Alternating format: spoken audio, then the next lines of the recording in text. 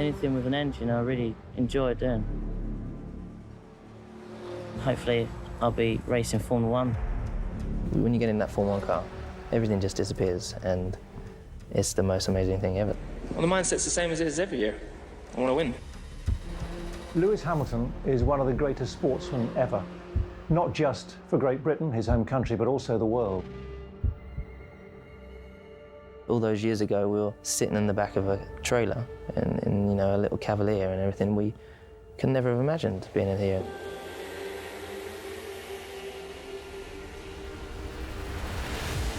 But for me, you know, growing up, you know, having people you see on TV that could put a big smile on your face, for me, I'd never really imagined that I'd be able to do that to young kids. He naturally has an aura about him. Champions do.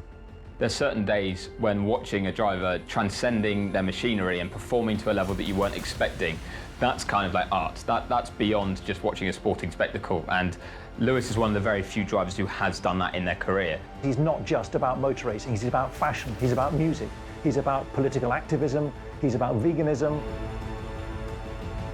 Yes, I've won this 7th title, but we have another big fight to win, and that's for racial equality across the board.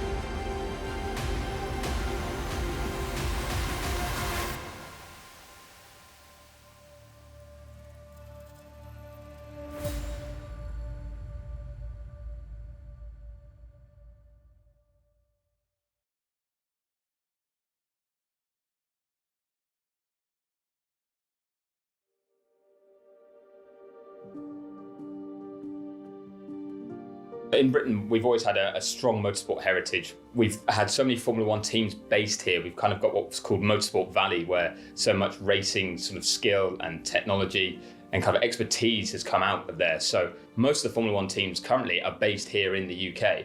And that means you've just always got that interest, that influence, whether it's as engineers, as mechanics, or as drivers. And that meant we were kind of ahead of many other places in the world in terms of having a conveyor belt of talent coming through. Circuit racing and hill climb was really embraced by Britain. There were enough people who were mad enough to go out and buy their own cars. And maybe it's the fact that we still had quite an upper class at the time, and there were enough people with enough disposable income to be able to be the third son of a rich family and go and kill yourself on a motor track. But it somehow seemed to appeal, and the motor industry grew up around it because there was so much enthusiasm to get faster cars. It's always hard to compare across eras. It sounds like a cop-out answer, but Formula 1 has changed so much with technology. But what Lewis has done transcends a number of different sort of eras and technical regulations. He's won every season he's raced, and he's done it all while kind of fighting. He transcends the sport. You can talk about someone like Jim Clark, who lost his life too young to maybe hit some of the records that Lewis has been able to. And he's spoken about by some older journalists and older viewers and fans as the greatest British driver ever. But I think the way that Lewis has continued to be successful year after year in different eras himself is what puts him above everybody else. And the statistics back it up too. You can look back to the early days and Jackie Stewart, and to Jim Clark, and to some of the more lionised drivers like James Hunt, who, of course, there's a huge amount of affection for. I think what someone like James Hunt did was kind of put Formula 1 more in the public eye, a public conscience for a wider range of people who maybe then saw what he did off the track as much as they saw what he did on it. And Lewis has done something similar, but maybe for different ethnic groups. You know, the fact he's the first black Formula 1 driver just opened up this huge other number of people who might be interested in the sport, who might look to him as a role model. And whether they do or don't like Formula 1, they just see someone who's being successful in a field that previously someone hadn't been. He's someone who can engage the worlds of fashion and of sport outside of F1, which motorsport tends to kind of keep itself very, very separated.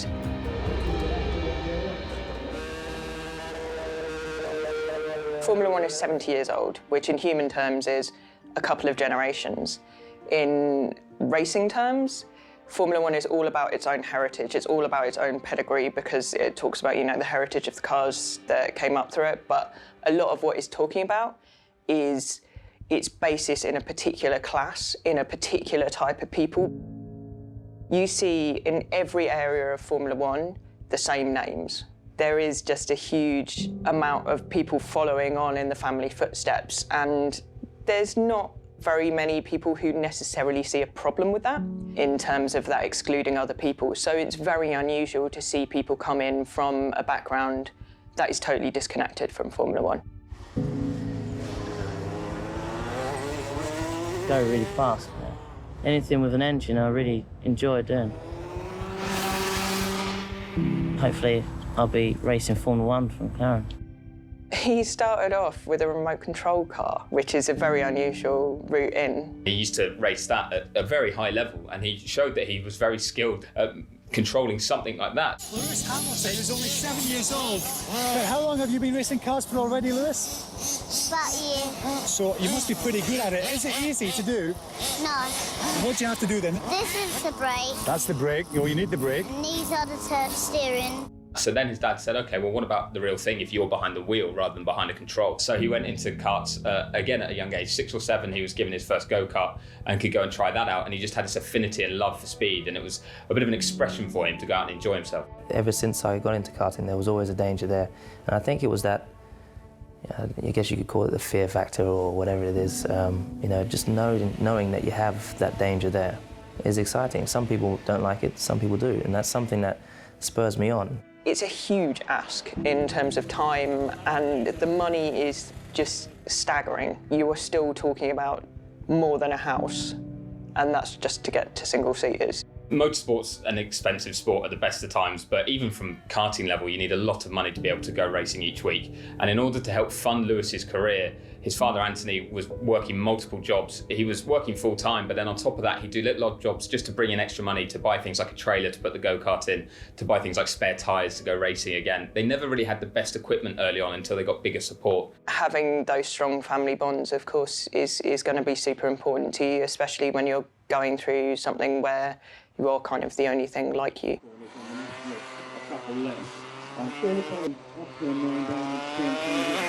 Lewis's father, Anthony, was always there to help guide him through certainly the early part of his career. He was like his mechanic when he was in karts, but then he became his manager as they went through the ranks and was very influential in trying to see which way Lewis went. His father was a driving force, but also it comes from within himself as well. Here's someone who freely admits he's very competitive, but it's also the mind management, the mental strength to make sure that you maximise your talent. We all clash with our parents, and definitely when it's a combination of your own ambition and theirs, things can get very heated. But Anthony was someone who was able to find ways into the world. He, found Jensen's Button's dad and got him to help him with tooling karts. He found ways to connect to people within motorsport, even though it wasn't a background he knew much about. It's really very, very wealthy people who compete. And they can spend huge sums of money on having the best equipment, the best kart, even the best motorhome to sit in between races,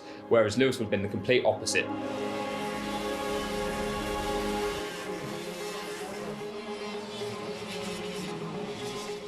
I think for any young racing driver in karting, they're going to look at who has the money and going to be a bit jealous of it. Not just because it would be nice to sit in a nice motorhome in between races, but because that equipment that you're racing can have a huge, huge influence. You can be the best driver ever, but if your kart is down a little bit on power, then someone else is going to just blast past you on the straights. And that will frustrate someone like Lewis or anyone else who didn't have the money at that time. And it drives them on a little bit to try that bit harder and prove that they're good enough and worthy of having the same equipment. Lewis's journey is remarkable. You talk to him, you talk to his father, you talk to his brother about how they were regarded with disdain, with contempt, with open racist attitudes. They would turn up in their car and wait in the car park, and there would be these steely glares, these looks of disdain as they were there, to sort of an almost puzzlement. Why are you here? Who are you? What are you doing? This isn't your this isn't your sport, really. We don't see black people doing motorsport like this. He was astronomically successful. He didn't get up the karting ladder by accident. He got up it because he was noticeably better than almost anyone else. When Lewis was coming up through the karting ranks, there was this young karter called Nicky Richardson, who was a year above him, who was the standout talent at that time. And they'd be karting at Rye House go-kart track. And Lewis's father, Anthony, would go and stand when Nicky was braking and say, this is where you need to hit the brakes. Of course, to try and improve Lewis, he'd probably go a little bit further, a little bit closer to that corner and say, you can find some more time if you brake even later. And it wasn't always the most successful technique. Lewis did end up in the barriers quite a few times trying to get it right, but it meant he was trying to make sure he got absolutely everything out of the machinery he had by looking at what the best was doing just ahead of him. The sport is littered with young drivers who showed huge potential in junior formulae and then just fell away for whatever reason.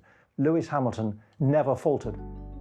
Lewis was having a solid start to his life in go-karts, but he hadn't achieved anything huge until '95 when he won a British Championship. And by winning that championship, he got to go to the Autosport Awards where the champions were kind of recognised. And while he was there, he took the opportunity as a youngster to go up to Ron Dennis, who was the CEO and chairman of the McLaren Group, who had the McLaren Formula One team, and say, one day I want to drive one of your cars. So Ron gave him the signature as Lewis had asked for, but said, call me in, I think, 9 years and see if we can do something. And it didn't take that long before Ron actually was speaking to Lewis about a future in Formula One. What an opportunity he gave me at 13 years old, to make my way to Formula One. And just, it's such an amazing story to see that, 10 years of hard grafting with the support of a huge company, and what you can do with it. It's all right, I won't keep you waiting too much longer. I know Ron's probably going to get up here, or I don't know. Are you going to come up here, Ron? No? Well, Ron Dennis is hugely influential in the Lewis Hamilton story because he had the power. For any driver that wants to reach Formula One, you need to have huge backing, be that through a sponsor, if it's family money, great, if you've got it, or through a Formula One team that wants to help you get there. And without McLaren's support and Ron Dennis's support, then Lewis would have struggled if no one else had stepped up and filled that role. So McLaren were very, very central to him making it to Formula One. After a certain point, it is simply impossible unless you are very rich to fund a career as a private individual. So when you get to the stage of moving up to the junior series, then you're dependent on the team keeping hold of you. A lot of his appeal to McLaren was being British, because they were always particularly interested in picking up British talent. There hadn't been a huge field of it for a while. I've come here to enjoy and to live my dream, and that's what I'm doing. Lewis was picked up by McLaren in '98, but then he went through a few more stages of karting before he made it into cars, and he joined Formula Renault in the early 2000s and had one season where he had a few wins but wasn't consistent enough to win the title, and then went to dominate it in his second year. And that's really when he stood out, that he was going to be able to win, not just in go-karts, but in cars as well. It's a big step up. There's a lot more eyes on you. There's a lot more attention. Suddenly the talent scouts and the managers are looking, and people are also looking to see you fail.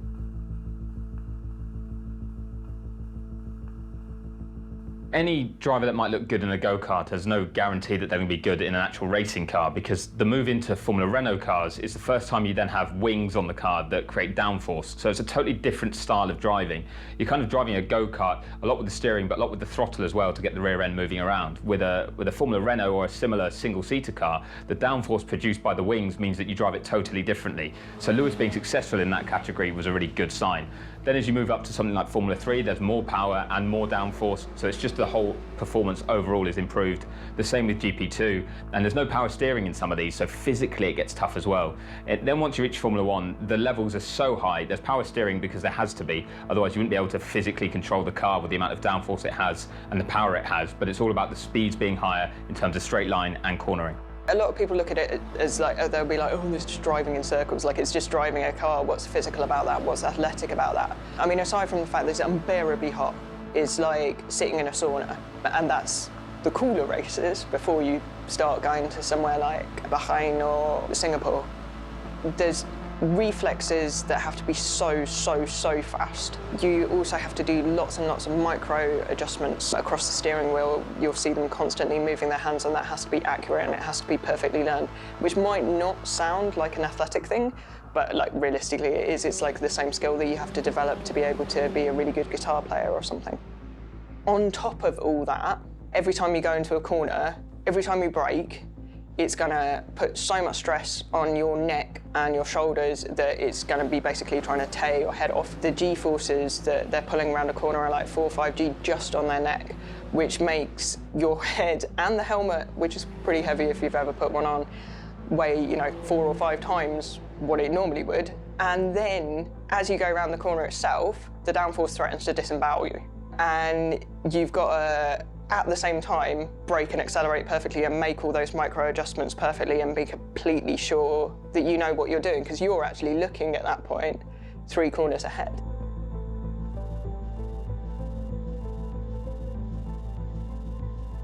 Lewis's GP2 year was extraordinary. It's very rare that you see someone hammer the field in terms of just looking like they must be from another category and have been like accidentally placed there, let alone as a rookie.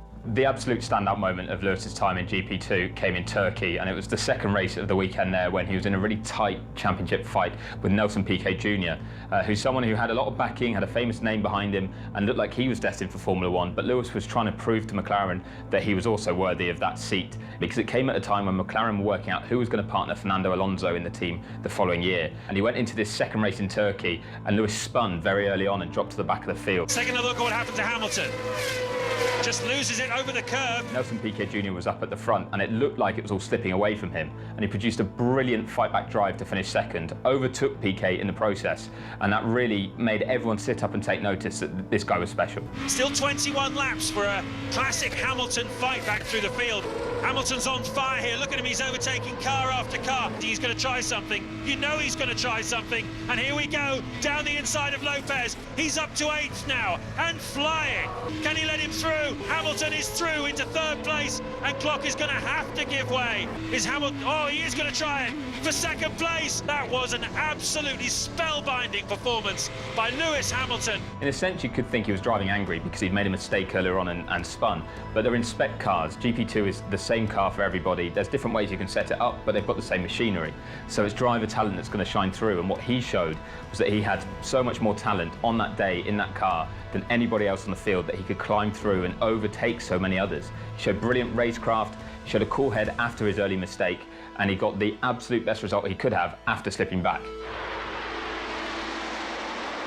Lewis, a year ago you were racing at Silverstone in Formula 2. Now you're a favourite to win your home Grand Prix. I mean, this is beyond dreaming, isn't it? It is, and you know, I'm just overwhelmed to even be in Formula 1 and to be in the team that I've always dreamed of being with.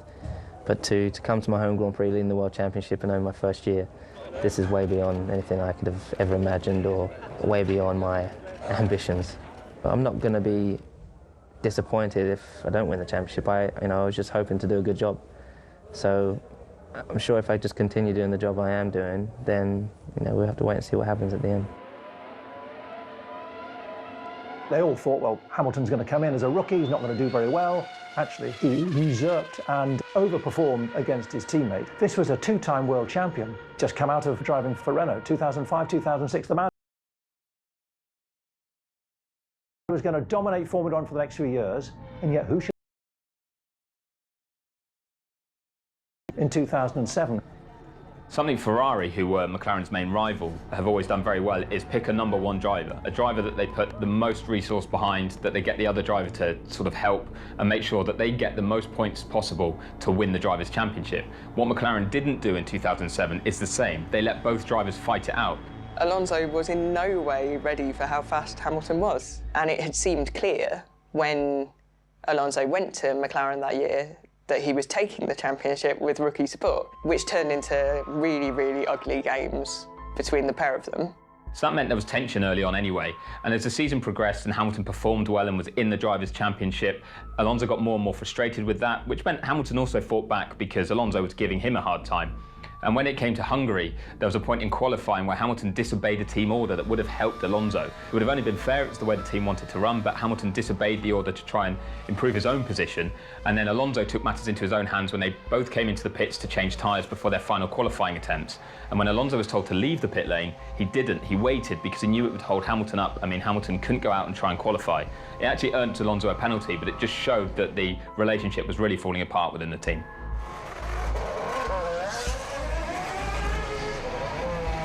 Usually it would be you trying to block a rival team, not your teammate.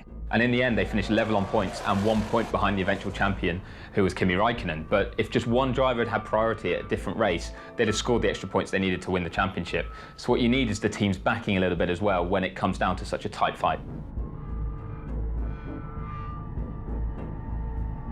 Lewis showed brilliant consistency in his rookie season in Formula One. He was on the podium or winning for a number of races from the word go. He finally got his first win in Canada, but he backed it up again with another win in the United States, and he was leading the championship with 2 rounds to go, and it had definitely been his consistency that had got him there. He'd had one race when he finished outside the points because of a crash in Germany, but apart from that, he'd always been scoring highly. All Hamilton had to do at the Chinese Grand Prix, which was the penultimate race of the season, was finish close to his teammate Fernando Alonso and not be beaten by more than 6 points by Kimi Raikkonen, who was the rank outsider at this stage. Raikkonen wasn't the driver they were worried about. It was the inter-team battle between Alonso and Hamilton. So he was just having to make sure that he was either close to or beat Alonso, and he'd be world champion with a race to spare. And as long as Alonso finishes behind him, he's still going to be the world champion. Lewis put the car on pole, did a great job in qualifying, and was leading the first part of the race in the wet, and everything looked perfect, like he was going to win the championship. And a picture then of Hamilton. It just looks, I don't know if there's a piece of paper stuck on his right rear, or if it's down to the canvas. Hamilton getting very, very wide in turns 1 and 2. But then McLaren kept him out as the track was drying and his tyres started to get worn out, and he went off at one point and Kimi Raikkonen overtook him, but that still wasn't a problem. Where Raikkonen was going to finish, if Raikkonen won and Hamilton was second, Hamilton would still be world champion.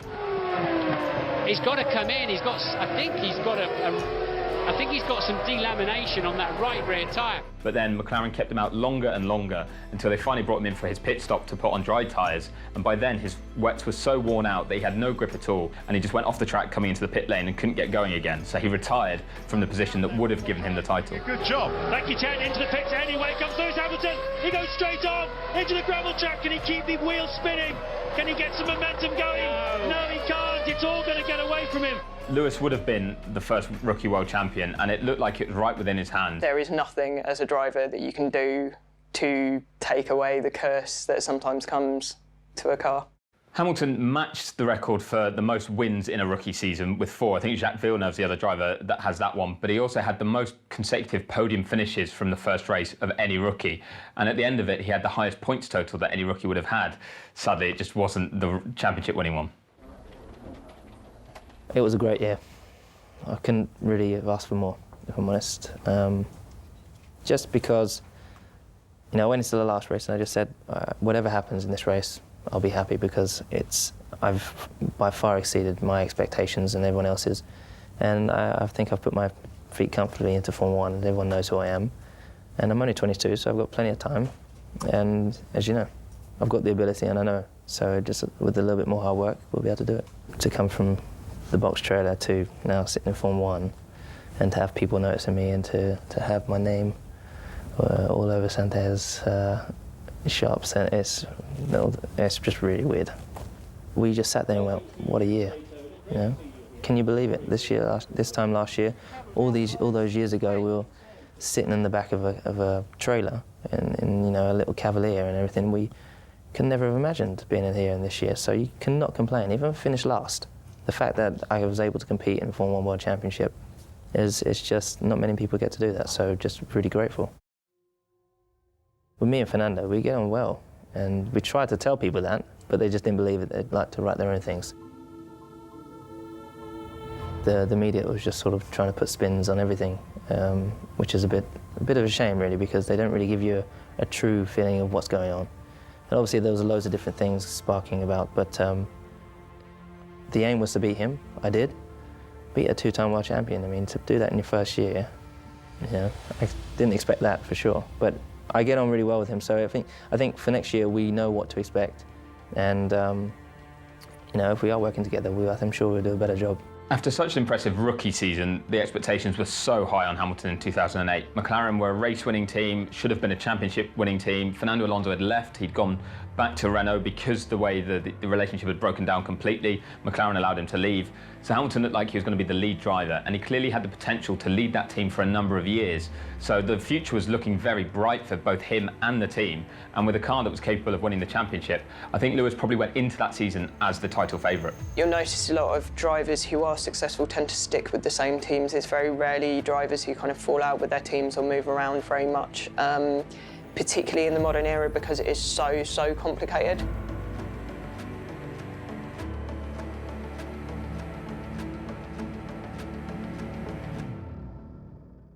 There is a lot of pressure. I'm only 23, I'm still very young. It's my second year of Formula 1, and I've got a team of 800 to 1,000 people behind me, making sure that my car is the quickest one out there, and I've got to go out there and do the job. And so there is a lot of pressure, but I think I've been building up to it for years. So I do feel there's more pressure coming from myself than actual outside.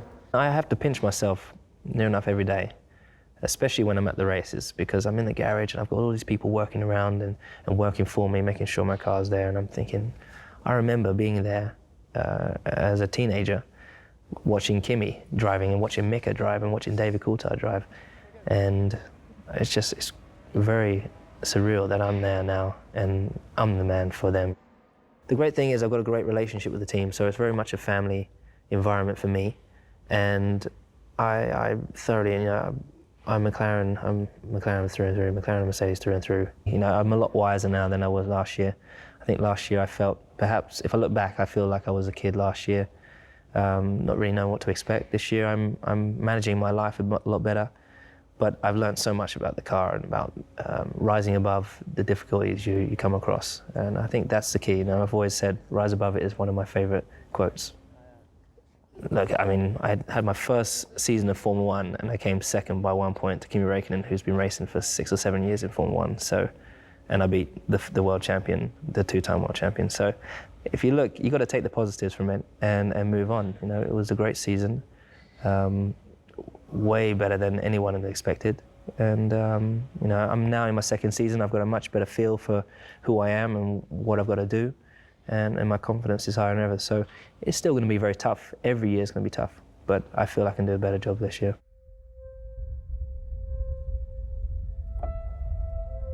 The standout highlight for 2008 has to be the season finale. Brazil was full of such drama and jeopardy, and it all came down to the final corner on the final lap of the final race to find out who was the world champion. And the contrasting emotions were huge. One of the things that Hamilton would have learned from 2008 is just the fact that you only need to get the result that matters. There was a point in 2007, again in Brazil, where he didn't need to win the race to win the championship, like it had been in China when he slid off the road. All he needed was a lesser result compared to what other drivers needed to do. But Hamilton's style early on, and a bit McLaren supporting him too, was to go all out for the best result, go for the win. That's the best way to wrap it up.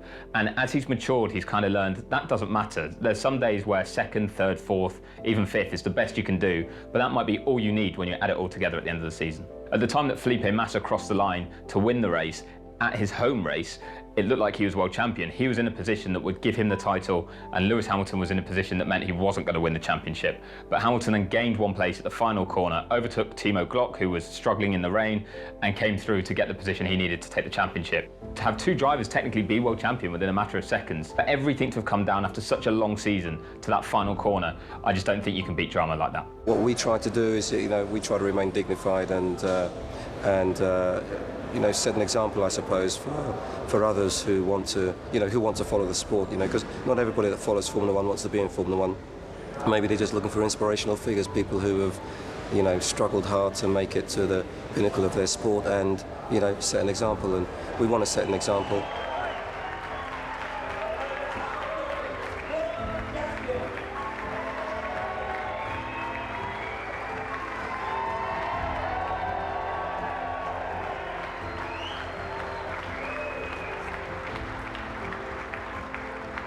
A sensational year. I mean, for me to win a world championship, for one, is, as I've always said, it's a dream of mine.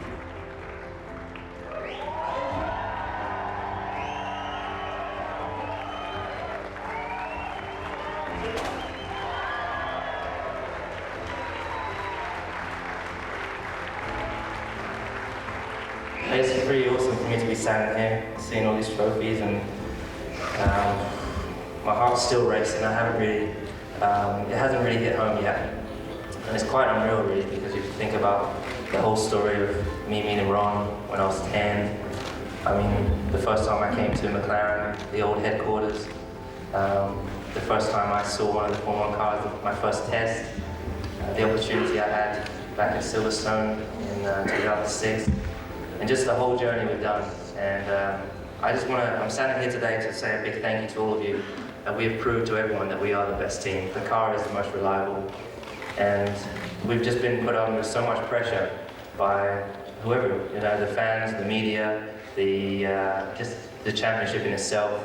And we've always had to become bigger and better, and we've done that as a team. We've stuck together, we've lost together, and we've won together. And really, we've won this week.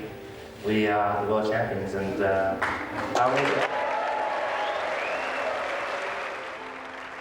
I'm here now, and I've set a tone. Everyone knows what I can do. So staying here it doesn't seem to be such a problem, but I still have to keep on performing. I still need to be fit. So over the years, as I get older and older, I need to keep working harder and harder to make sure I'm still on top.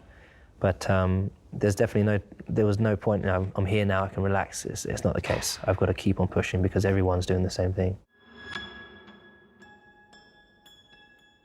Although the decline would not kind of completely hit for a few more years, they were going into a phase where operationally they were having significant problems. The effects of the 2007 scandal were really beginning to bite in a major way. So the 2009 car had not had the investment that would have been put into it over 2008, and then that rolled into 2010. The reigning Formula One world champion, Lewis Hamilton. The thing that you have to say is impressive is Lewis won a race in every single year, even in cars that absolutely were not race winners. The 2009 Formula One challenger, the Vodafone McLaren Mercedes MP4 24.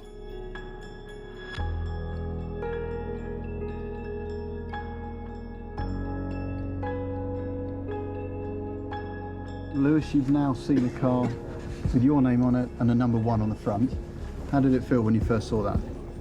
That feels great.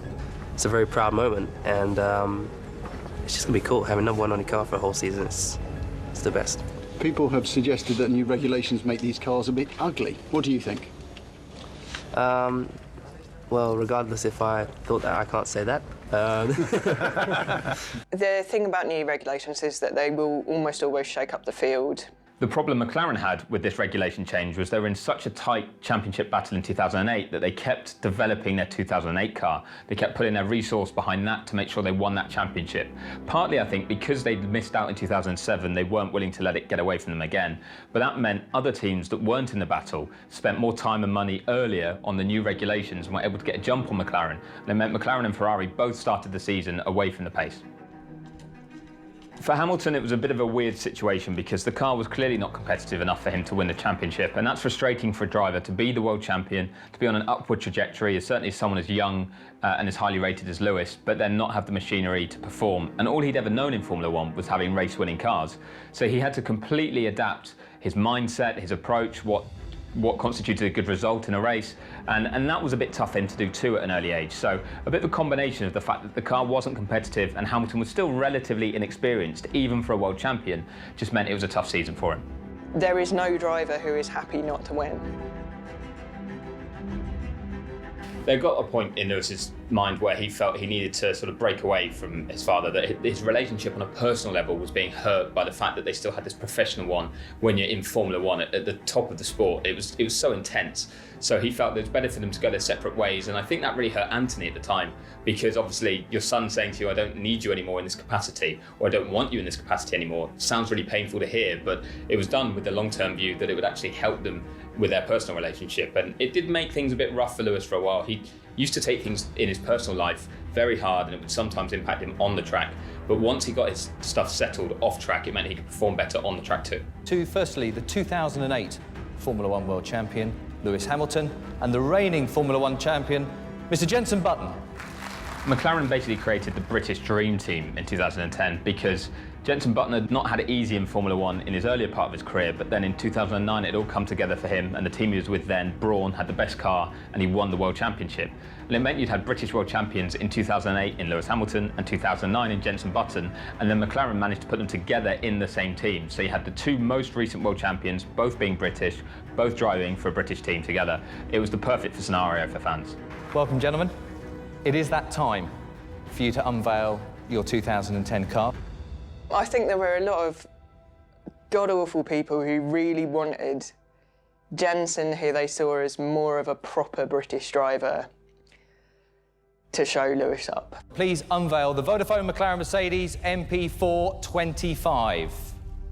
There was a real huge amount of energy that they wanted proof that Hamilton was aggressive, he was careless, he wasn't behaving right with the team, and that was why they slipped backwards. Whereas obviously you've got the champion at the time Button coming in.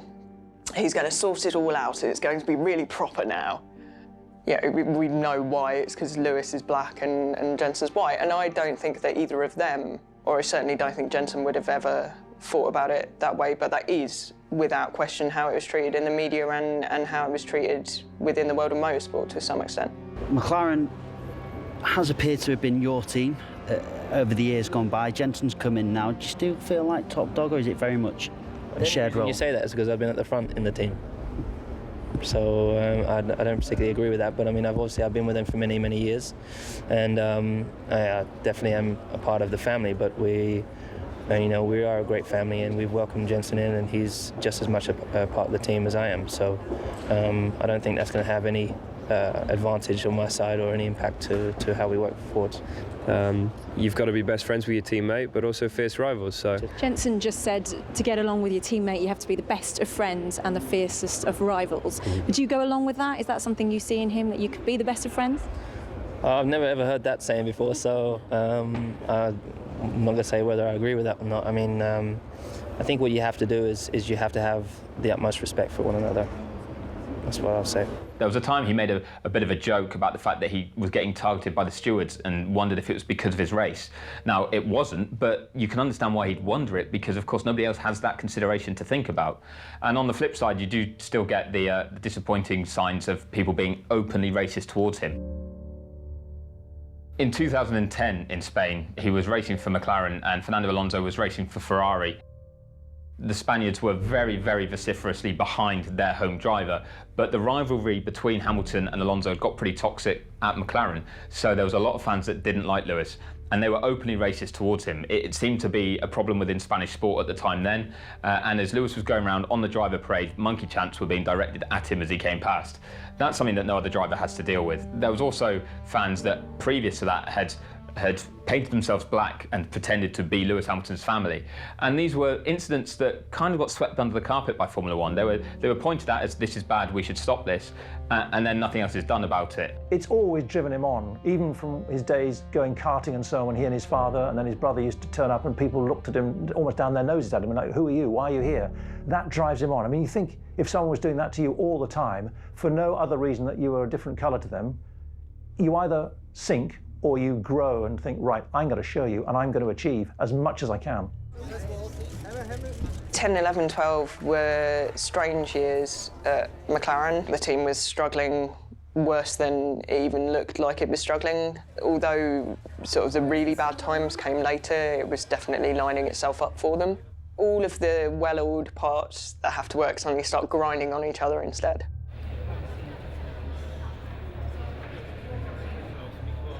One of the instances I always remember about dealing with Lewis was back when I interviewed him in 2012, and he was at McLaren and he was having a bit of a tough time, and I asked him a question about his personal life off track. We'd been told before the interview that we weren't allowed to discuss this, but then the way he was speaking, his demeanour was very low, dejected. It was clear something was up, so I asked him what was wrong. His previous race he performed very well, and he started off by being very defensive and being like, nothing's wrong. Like, I don't know why you'd think that, I'm completely fine. But what Lewis does very well is then he likes to articulate exactly how he's feeling. He does like to be open and honest, and he spoke for 2-3 minutes, opening up eventually, and he went from saying that nothing was wrong to completely contradicting himself and saying at the end, it's actually been a really tough time. But it showed a bit of insight there that Lewis is a genuine guy. He quite often will try and close himself off from it because that leaves you as someone who's vulnerable if you're always being that way. But if he's engaging with you and he's speaking to you, he's speaking in an honest and fair way. And it was something that I think he was then allowed to do when he moved to Mercedes, is be himself more, and that's helped his success. The greatest drivers tend to go to teams that aren't winning races and help them start to become successful. Michael Schumacher went to Ferrari when Ferrari were not very good, and he helped them become a dominant force and added all of those world championships because of the work he did and the groundwork he helped set. And Lewis wanted to emulate that in some way, and Mercedes offered the opportunity to do that. Niki Lauda saw his opportunity, that Lewis Hamilton wasn't achieving with McLaren, and there was a chance to bring him into the fold in Mercedes. It was a massive shock when Lewis opted to leave McLaren and join Mercedes, mainly because it was such a risk. McLaren had given him success, they'd given him race-winning cars the whole way through his career. At that point, it didn't seem like there was anything that would suggest McLaren wouldn't still be winning races moving forwards. And although Hamilton hadn't added another championship to his number at that point, he still was in a team that obviously loved him, that he had enjoyed racing for up to then, but he'd had some trouble maybe off track that had been affecting the way he'd been performing on the track. And Lewis looked at it as a chance for a clean break, a fresh start. He didn't want a team that controlled him so much like McLaren had done throughout his career.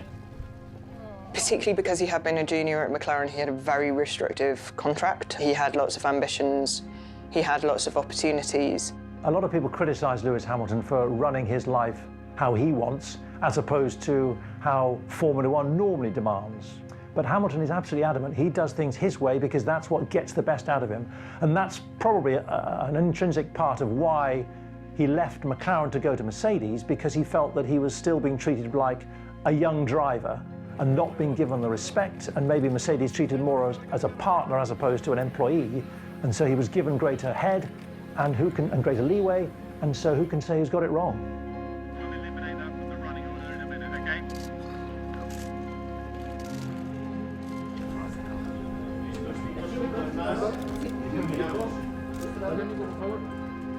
In this sport, it's not unlike football where you are teammates with lots of different people. It's obviously we are teammates as two drivers, and our ultimate goal is to make sure we get those two cars across the line, first and second. But also we want to be the first one ahead of that. So there's that internal competition and the external competition. It's all fine being friends with your teammate until you're competing. The one person you need to beat in Formula One is your teammate. So therefore, there is this idea that he's your mate because he's your teammate. No, he's not.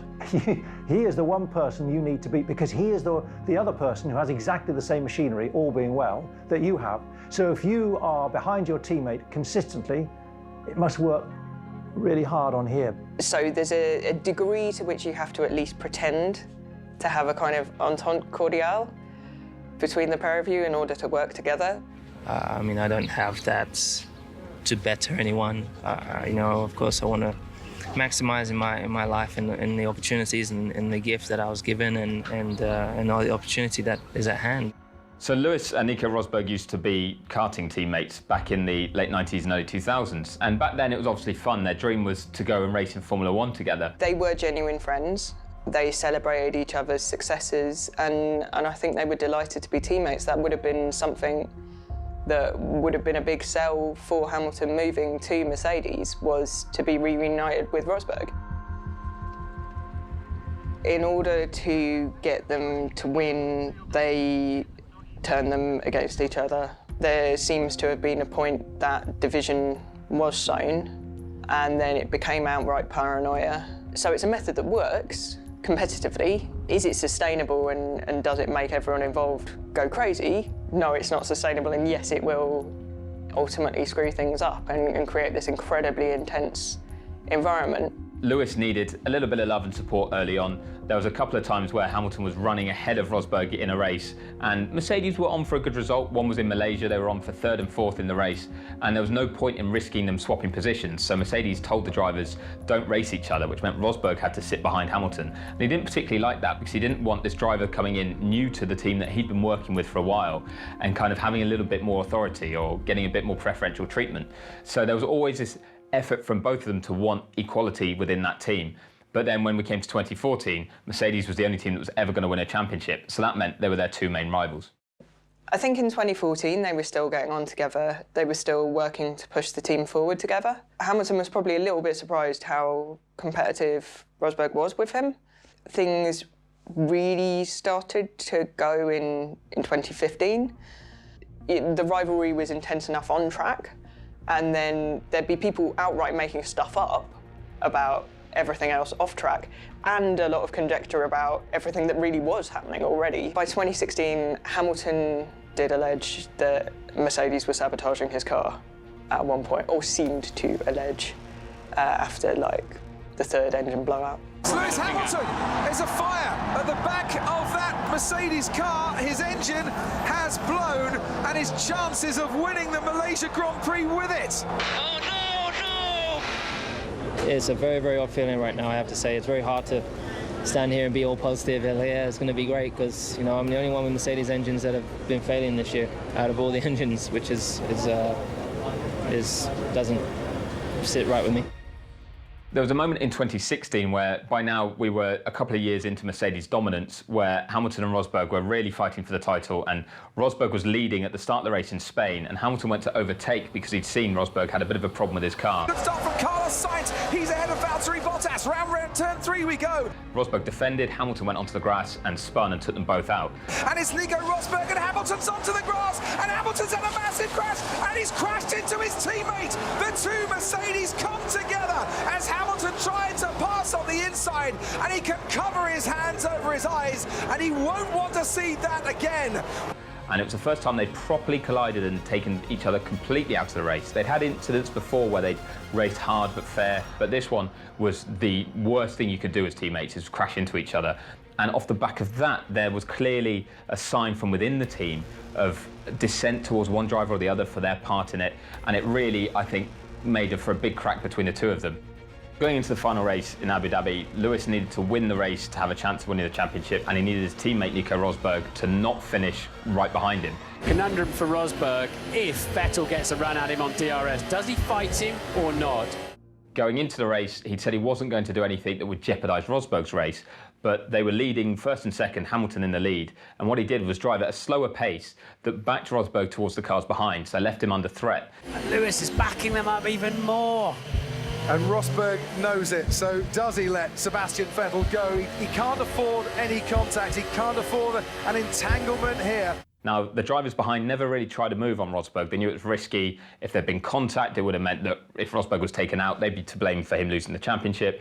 But Hamilton had this incredible skill to be able to go fast enough that Rosberg couldn't overtake him, but slow enough that other drivers had caught up. So it showed the level of talent he had, but at the same time, he was then putting his teammate at risk, and if it had all gone wrong, that was going to be really damaging to Mercedes as a team. So they were watching almost some infighting play out in front of the world in a title decider. Lewis Hamilton wins the Abu Dhabi Grand Prix. Nico Rosberg is second. He takes the championship 34 years after his father. It's like father, it's like son. He's willing to push it right up to what you would call the limit of fair play. That was in that grey area where it was maybe being a bit unsportsmanlike, but it wasn't illegal. What he could control, he was going to try and control. Well, the mindset's the same as it is every year. I want to win. It's pretty simple mindset to have. It's a lot harder, obviously, to do that. But every year, wanting to grow, wanting to improve as a driver and as a human. Rosberg knew that when he won the title, he had to leave because of everything it took for him to beat Hamilton. It just wasn't sustainable long term. Hamilton rivalries are an interesting topic. The most obvious one is with Sebastian Vettel. So Lewis was the youngest drivers' champion at the time when he won his championship in 2008, but then Sebastian Vettel came through the ranks and usurped him with that record and went on to win 4 in a row for Red Bull from 2010 to 2013. And Hamilton was sort of in the fight but never winning the championship in those years. And it's frustrating for him because he felt like he should be getting those results, that he could be getting those records. And at that point, it looked like Vettel was going to be the man that might match Michael Schumacher's overall record of wins and championships. So Hamilton was looking at it as someone who basically was a threat to his potential legacy within the sport if he could go and achieve those results. And then things started to get a little bit more tasty when Mercedes became dominant and Lewis started coming back at Vettel in terms of the wins, started adding more titles. Arguably, Ferrari and Vettel should have been champion in those 2 years, but they weren't. And there were some very tetchy moments, and whenever you'd have drivers going for the ultimate prize in motorsport, and I suppose it's the same in boxing or any sport, there's respect, there's admiration, but is there mutual appreciation? Possibly, but do they like each other? Do they have to like each other? Probably not, because you want to go out there and you want to nail that person. Oh dear, there is Danny Kvyat, stopped by the side of the track. In 2017, they were fighting for the championship, one in a Mercedes, one in a Ferrari, and they were racing each other wheel to wheel in Azerbaijan. And Vettel felt that Hamilton was using some dirty tricks behind a safety car and brake tested him and basically made Vettel run into the back of Hamilton's car. The safety car is coming out. Right, so there goes Hamilton. Safety car needs to speed up because this is too slow. Lewis is backing up the pack a little bit, and he went into him. Right, he brake tested me. Hamilton did no such thing. Vettel had actually just made a mistake, but he was so incensed to what he'd seen, and these two were clearly fighting to be the best, potentially of all times. They were fighting for a 5th World Championship each, that Vettel then drove into Hamilton to show his frustration. What the f*** going on? Vettel literally just came alongside me and turned in and hit me. And it just showed actually what was on the line here. These were two drivers that clearly were on a very similar level, but they were looking at a legacy that would go long beyond when they currently race in Formula One. But who came out on top in 2017 and who came out top in 2018? Lewis Hamilton. Ferrari and Vettel cracked, and he didn't. From 2017, when Mercedes delivered a race-winning car and championship-winning car once again, there were bigger threats from the likes of Ferrari and Red Bull, but they were still the standout team. And that allowed Hamilton, with Valtteri Bottas as almost his wingman, as the guy that was good and helping, but wasn't always the biggest threat, it allowed Hamilton to dominate completely. He started racking up records left, right and centre for race wins, pole positions, fastest laps, and now world championships, matching Michael Schumacher. It's not just the titles, it's the time that he's had in Formula One at the highest level, continually repeating maximum performance after maximum performance. There's no dip. Hamilton's ability to not make mistakes is what has served him incredibly well all the way through his racing career. But they're so rare from him. How many mistakes does he make in his career? It's very difficult to think of very many, even to number. Somehow he's just able to perform. It shows a great mental capacity to learn from those mistakes. A bit like Formula One is dominated by engineering and data, this is his data up here in his head.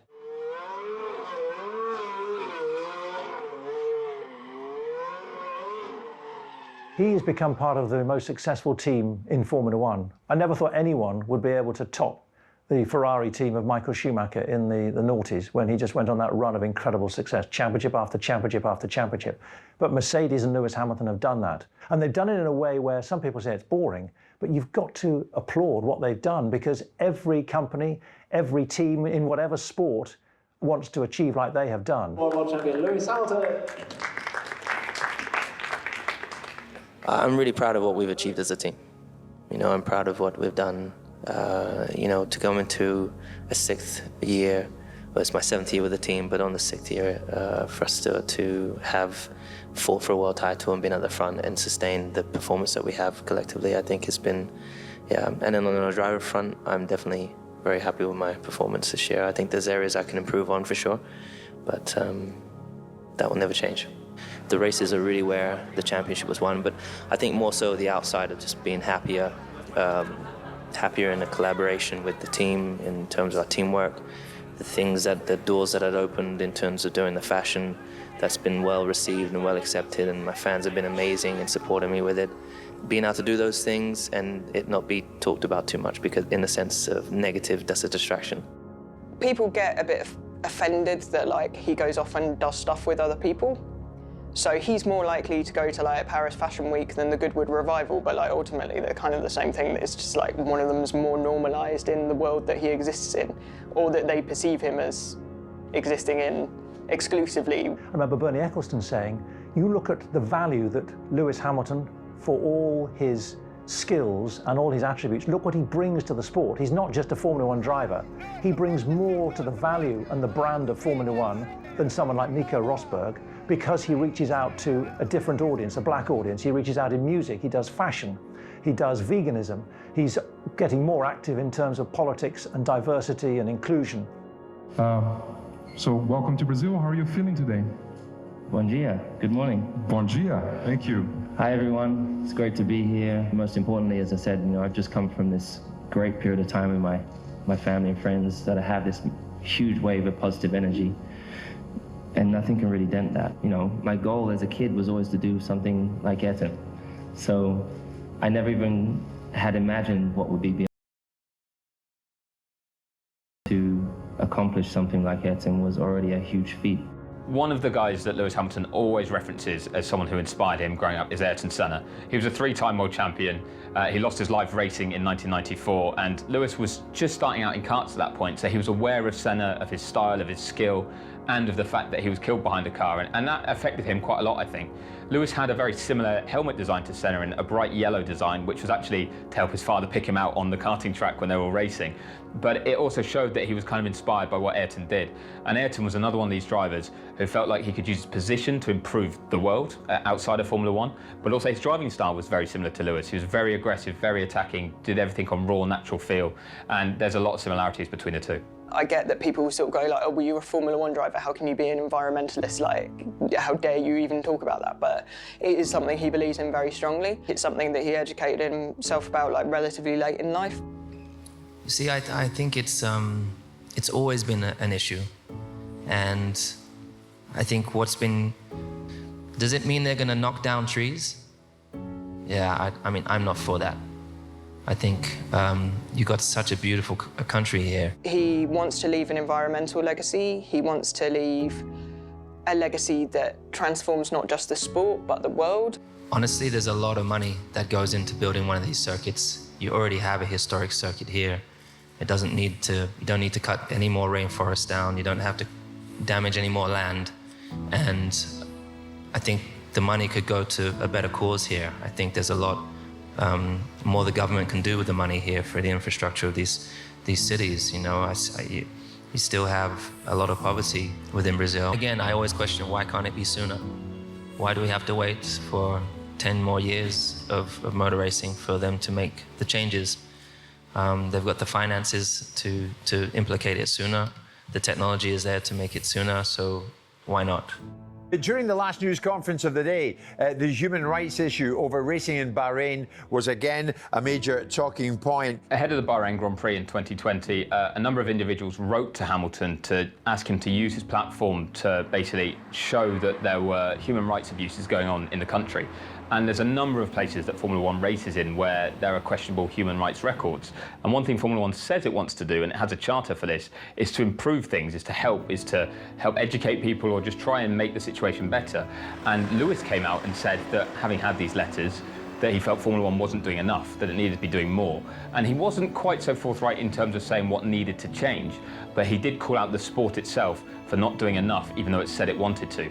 At times he's a spokesperson for the sport. He is the most popular driver, the most successful driver, so for him to come out and say it meant he knew people were going to listen. It's the first time I'd received letters like that along my travels. So I've taken, for the last few months, taken time to try and educate myself, because coming here all these years, I wasn't aware of all of the detail of the human rights issues.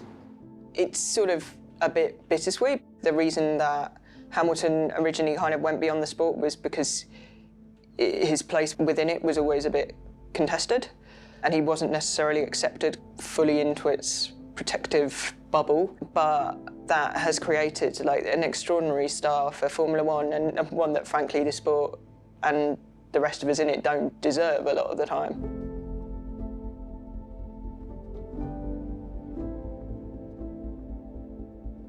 He's definitely transcended the sport, because he's not just about motor racing, he's about fashion, he's about music, he's about political activism, he's about veganism, but he reaches out to all sorts of people in the same way that Tiger Woods did, a completely different new animal in the world of sport.